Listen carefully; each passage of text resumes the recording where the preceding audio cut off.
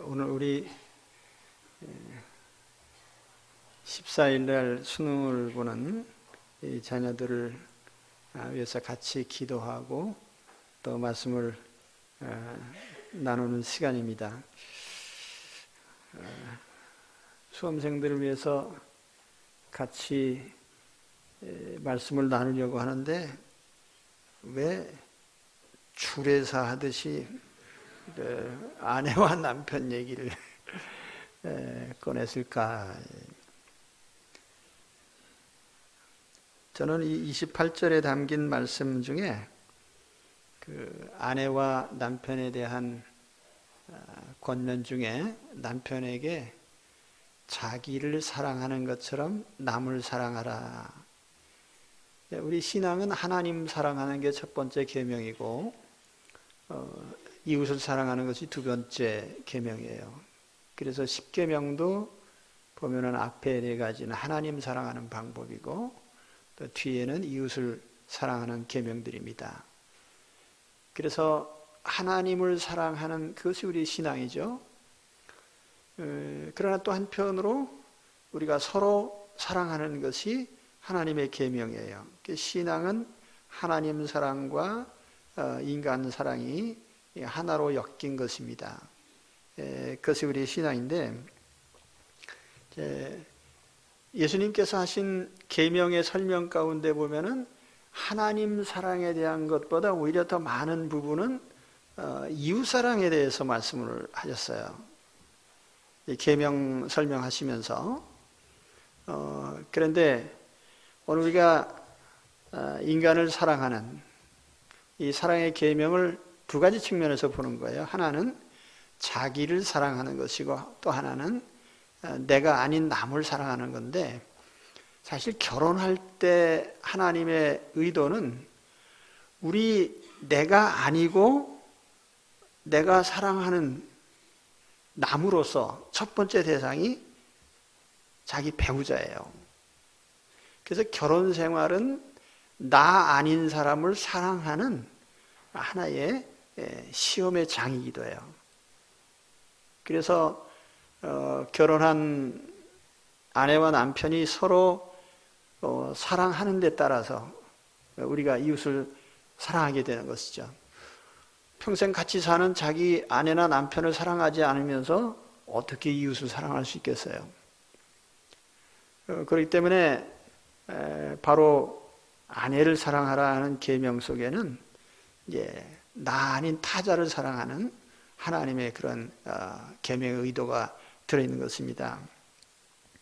자, 오늘 그래서 저는 자기를 사랑하고 남을 사랑하라 하는 것을 우리 인생의 좌우명으로 우리 수험생들에게 말씀을 드리고 싶습니다. 우리 인생 살아가면서 뭐 여러 가지 목표를 세울 수가 있는데 나를 사랑하고 남을 사랑하는 그런 인생들이 되시기 바랍니다. 나를 사랑하고 다른 사람을 사랑하는 그것이 인간 존재의 가장 소중한 목적이고 가치일 수 있어요. 우리가 성경에 보면은 이웃을 사랑하라, 형제를 사랑하라, 다른 사람을 사랑하라는 말은 많이 했는데 나를 사랑하는 것은 마치 뭐 죄처럼 이렇게 생각하는데 사실 그건 아니에요. 오늘 말씀에도 우리가 첫 번째로 사랑해야 될 대상은 내 자신이죠. 그래서 이 자기애라고 하는 것이 뭐 이기적인 목적에서의 자기애가 아니라 여기 자기 사랑이라고 하는 것은 자기 존중이에요. 자기 존중. 저는 우리 젊은이들에게 자기를 존중해야 된다고 하는 평생 자기를 소중히 여기고 존중해야 돼요. 이것이 굉장히 중요한 거예요. 자기 존중. 자기 가치를 존중하고 이걸 우리가 자긍심 혹은 자존감 이렇게도 표현합니다. 그 자존감과 자긍심이 얼마나 되느냐에 따라서 자기 인생과 자기 삶을 지탱하는 힘이 되는 거예요.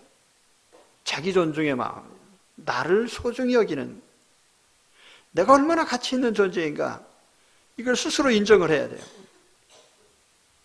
나는 정말 가치 있는 존재다. 소중한 존재다.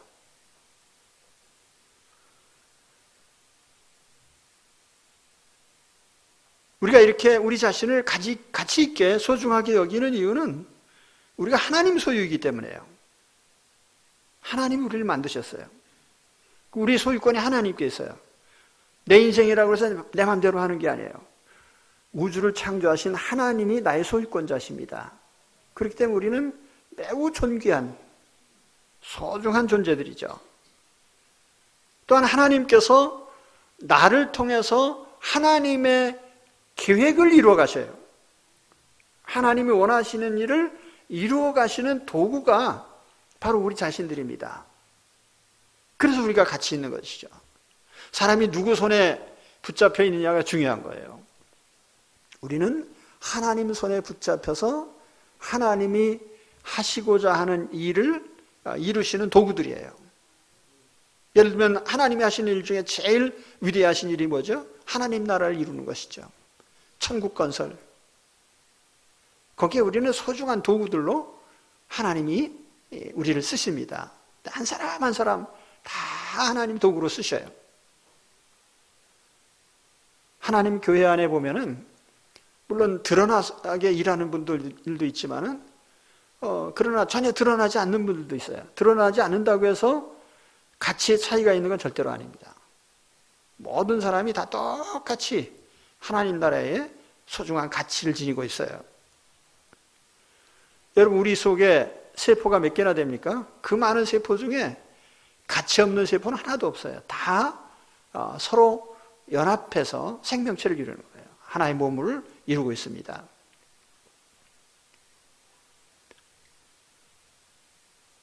그래서 오늘 우리는 첫째로 내 자신을 존중하고 자기를 소중히 여기고 자기를 아껴야 됩니다.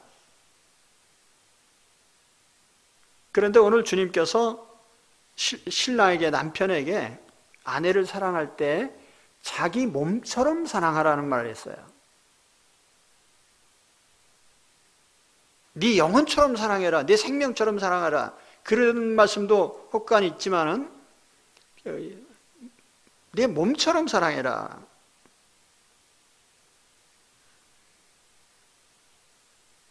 어떤 면에서 보면은 우리의 몸이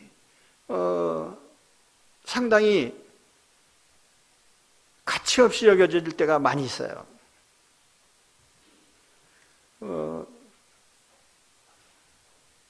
자기 몸을, 자기 육체를 학대하고, 물론 이방 종교에서 그런 일이 있긴 하지만은, 그러나 우리는 우리 육체를 학대하지 않습니다. 왜냐하면 하나님께서 우리 사람을 만드실 때 영혼과 육체로 만드시고, 우리 영혼이 소중함 같이 우리 육체도 아주 소중한 영혼을 담은 그릇으로 만드셨거든요.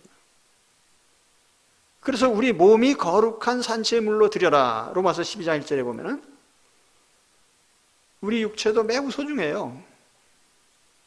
그래서 우리 몸을, 자기 몸을 사랑하는, 대부분 자기 몸을 사랑하지 않는 사람은 내 몸을 버려야 되겠네, 그런 사람이 있습니까? 이렇게 자기의 가치를 존중하고 사랑할 때에 우리는 절대 가치를 사랑하는 것이지 남과 비교해서 내가 우월하기 때문에 자신을 존중하고 사랑하는 건 아니에요. 내가 남보다 머리가 좋고 뭐 남보다 잘생기고 그래서 내 가치가 생겨나는 게 아니에요. 있는 그대로. 제가 청소년 때에는 그런 생각도 조금 했습니다. 제가 고등학교 졸업하고 이제 성인이 되는데 다른 사람들이 저를 보고 너는 무장공비 같다 그래가지고 상당히 언짢았는데 그렇다고 상처는 안 받았어요. 뭐 사람이 보는 데 따라서 뭐 무장공비 같을 수도 있고 뭐 그럴 수도 있는데 여러분 보시기에 지금 무장공비 같이 생겼어요, 제가? 하나님이 여러 해 사는 동안에 몸을 자꾸 바꾸셔가지고 무장공비에 예전에 정말 그랬어요. 이 눈썹도 그냥 얼마나 그 눈썹도 짙고 많고 머리털도 많고 화를 내면 무서워 보였거든요. 근데 오래 지난 동안에 하나님이 머리털도 뽑아주시고 눈썹도 다 뽑아주시고 그래서 약간 인자한 얼굴로 바꿨어요. 내가 안 바꾼 거야, 하나님이. 근데 아무튼 우리는 내 자신의 모습을 있는 그대로 존중해야 돼. 아끼고 사랑하고. 우리 자신을 아끼듯이 우리가 살아가는 나의 삶도 소중하게 생각해야 돼요. 제가 네팔에 갔을 때 차창으로 내다보니까 아이들이 개울가에서 망치 들고 자갈을 깨트리고 있어요. 우리는 골재를 만들 때 뭐 기계에다 넣고 탁 빻아가지고, 걔들은 그 골재를 만들기 위해서 돌을 일일이 망치로 두들겨서 깨트려서 그걸 갖다 파는 거예요. 몇 푼이나 받겠어요. 근데 거기서 일하는 아이들이 학교를 다니는지 안 다니는지 모르겠습니다. 그렇다고 해서 걔들이 자기 삶이 무가치하다고 생각지 않아요. 자기 삶을 소중하게 생각해요. 자기를 존중해요. 제가 이 시험 시즌만 되면은 늘 생각하는 것인데, 이 한국적 상황이죠. 입시에 대한 부담감. 그래서 고등학교 2학년, 3학년 부모가 되면 자녀와 부모가 동시에 스트레스를 받는 거예요. 시험을 어떻게 해. 여러분, 지구상에 75억의 인구 가운데 시험 걱정하는 사람이 몇 명이나 되겠어요? 대한민국의 우리 젊은이들. 근데 사실 그 시험을 안 보고 잘 사는 사람들 지구상에 무수히 많아요. 그 시험이 뭐 인생에 그다지 그렇게 중요한 전부도 아니고요. 근데 이렇게 된 상황은, 한국적 상황이 이렇게 남과 비교하고 뭔가 자꾸 거기에다가 상대적인 가치를 매기고 그러다 보니까 거기에 자꾸 이제 몰입하게 되는 거예요. 대통령과 교육부 장관이 아무리 얘기해도 안 들어, 학부모들이. 근데 아무튼 그런 얘기가 아니고, 우리가 남보다 비교적으로 우월하기 때문에 가치를 지니는 게 절대로 아니에요. 하나님이 내 인생을 그냥 소중하게, 소중한 존재로 만드셨어요. 제가 지금까지 어려서부터 살아온 동안에 보면은, 어렸을 때는 정말, 제가 초등학교를 9살에 들어갔거든요. 서울로 초등학교 5학년 올라가면서 이사를 왔는데, 시골에서 이사 왔으니까 이제 전학을 해야 될 거 아니에요. 근데 우리 어머니도 뭐 학교에 안 가보시고, 그래서 동네 사람들이 지금 안 받아줄 거려 그러니까 또 이사 왔는데 학교에다가 옮겨주시지 않아가지고 신나게 놀다 보니까 뭐 한 달 뭐 이렇게 지나가고, 또 다른 분이 그 학교에 빨리 보내야지. 그래서 학교 찾아갔더니 또 왜 이제 왔냐고. 그래서 뭐 학교에 우리가 공부를 해서, 저희가 학교 다닐 때는 그 중학교가 치맛바람이 심했어요. 서울 근처에 보니까. 시골에서는 전혀 느끼지 못하는데, 그런데 아무튼 그런 환경 속에서 뭐 이런 환경에도 잘하고 저런 환경에도 잘하고, 제가 그렇다고 해서 뭐 인생에 망친 건 하나도 없어요. 초등학교 처음 들어갔더니 뭐 새나라의 어린이도 부르고 뭐 노래를 부르는데 나는 하나도 아는 게 없어요. 배웠어야지. 뭐 앵두나무 우물가에만 배워가지고, 학교에 노래를 애들이 부르는 걸 배운 적도 없어요. 근데 아무튼 그렇지만 현재까지 사는데 큰 지장은 없어요. 하나님께서 우리 각 사람은 다 소중하게 쓰시고 소중한 가치를 지니게 하셨어요. 그리고 살아가는 어느 순간에 우리가 어떤 과정을 겪든지 간에 하나님은 그러한 인생들을 통해서 영광을 받으시고 하나님의 일을 하셔요. 그래서 첫째로 우리 졸업생들, 자기를 사랑해야 돼요. 나를 존중하고 소중히 여겨야 돼요. 그 어떤 경우에 돼요. 하늘이 무너져도 보존해야 될 가장 소중한 것이 내 자신의 가치예요. 그죠? 자기를 소중히 해요.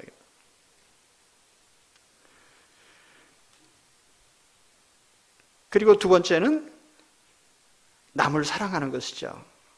결혼한 남녀에게는 배우자가 사랑해야 될 상대예요. 최초로 나 아닌 사람을 중심에서 사랑해야 될 그 상대가 남편이고 아내인 것입니다. 하나님께서 그걸 연습해 보라고 결혼을 시켜주신 거예요. 나 아닌 사람을 좀 사랑해 봐라. 그래서 우리 인생은요, 내가 소중한 만큼 다른 사람의 모든 삶이 다 소중한 거예요. 그래서 우리가 그런 목적 하에 살아야 돼요. 그 단군 할아버지께서 언제 생각해내셨는지는 모르지만 홍익인간, 널리 인간을 이롭게 해라. 그래서 사실은 우리 사람이 살아가면서 나 혼자 먹고 사는데 목적을 둔다면 그 무슨 문제가 있겠어요? 나는 나 혼자 먹고 사는 게 인생이라고 하면 난 굳이 일도 열심히 안 하고 그렇게 안 할 거예요. 난 노숙할 겁니다, 그냥. 아니 뭐 어디서 얻어먹는다고 해서 어차피 뭐 다른 사람이 이 말 저 말 하는 거는 높은 자리에 올라가도 마찬가지고 낮은 자리에 있어도 마찬가지인데 세상 편하게 그냥 디오게네스처럼 그냥. 그죠?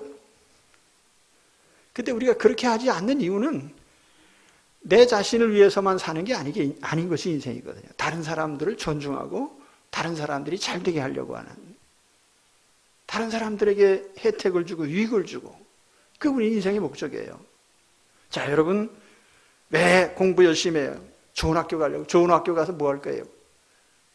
그럼 좋은 데 취직하고, 좋은 데 취직해서 뭐예요? 돈 많이 벌고. 그럼 돈 벌어서 또 뭐 할 거예요? 돈을 많이 벌어놓으면요, 쓸 데가 없어, 사실은. 그래서 빌 게이츠도 돈 많이 벌어놓고 보니까 크게 쓸 데가 없어요. 자동차, 뭐, 비행기 다 사봐야, 뭐. 그래서 결국에 그가 생각한 건 뭐예요? 다른 사람을 위해 써야 되겠다. 이게 인간의 아주 고상한 가치죠. 다른 사람에게 유익을 주기 위해서 다른 사람 사랑하는, 그 우리 존재 목적이에요. 내가 돈을 버는 것이나 지위를 얻는 것이나 유명해지는 것이나 재능이 있는 것이나 공부 잘하는 것이나 전부가 다 다른 사람을 더 사랑하고 다른 사람에게 혜택을 주기 위한 것이라는 생각을 가져야 돼요. 이것이 우리의 목적이 되어야 돼요. 그래서 그렇게 될 때에 아마 우리가 어떤 형편에 있든지 자신을 통해서 있는 순간순간 자기 삶에 만족하고 보람을 느끼고, 그러면서 기꺼이 사회적으로 헌신하는 그런 삶을 살게 될 것입니다. 오늘 두 가지 말씀을 드려서요. 첫째는 내 자신을 사랑해라. 나를 존중하고 내가 소중한 가치가 있는 인생임을 스스로 늘 깨닫고 살아야 돼요. 또 한 가지는 다른 사람을 사랑하는 것입니다. 다른 사람에게 유익을 주고 혜택을 주고. 그래서 하나님의 계획은 우리 모두가 다 이런 마음으로 살아서 하나님 나라 공동체를 이루는 거예요. 천국을 세워가는 것이죠. 이러한 취지로 삶에 조금 더 높은 목표를 세우고 살아가는 우리 청년들이 되시기를 우리 주님의 이름으로 축원합니다. 기도하겠습니다.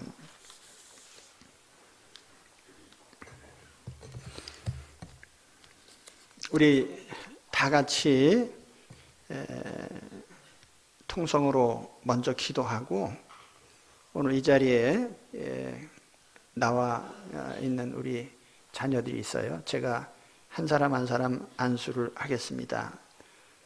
제가 기도하는 동안에 다 함께 통성으로 기도해 주시기 바랍니다. 이 17명인데요. 공지현, 권정교, 김세연, 김예인, 김희주, 노송현, 박서영, 박은빈, 배소영, 서유림, 신해찬, 오하영, 이명, 이선민, 이지민, 이찬규, 정다은. 하나님께서 들으신 줄 믿습니다. 우리 같이 이 자녀들을 위해서 함께 기도해 주시기 바랍니다. 통성으로 우리 주악에 맞춰서 같이 기도하겠습니다.